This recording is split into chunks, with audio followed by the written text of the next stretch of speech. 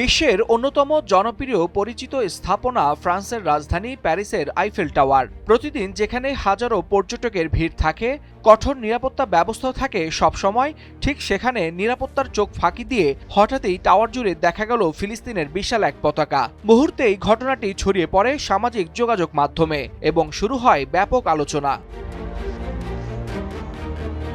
শুক্রবার স্থানীয় সময় দুপুরে পরিবেশবাদী ও সামাজিক আন্দোলন সংগঠন এক্সটিংশন রেভিলিয়ন ফ্রান্সের কয়েকজন সদস্য আইফেল টাওয়ারের প্রথম তলায় প্রবেশ করেন। এরপর তারা সেখানে বড় আকারের একটি ফিলিস্তিনি পতাকা ঝুলিয়ে দেন। আকস্মিক এই ঘটনায় টাওয়ার এলাকায় থাকা পর্যটকদের মধ্যে ব্যাপক চাঞ্চল্যের সৃষ্টি করে।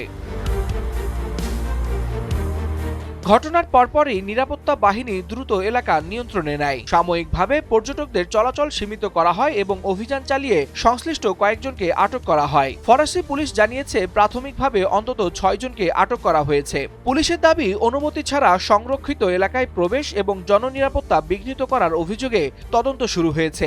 জড়িতদের বিরুদ্ধে আইনগত ব্যবস্থা নেওয়ার কথাও জানিয়েছে কর্তৃপক্ষ। অন্যদিকে আন্দোলনকারীরা বলছেন এটি ছিল প্রতীকী প্রতিবাদ।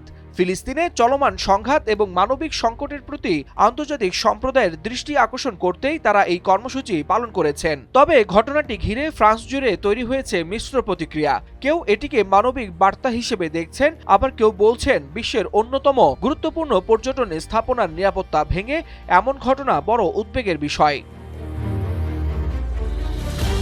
Waliul Hasnat, Times today.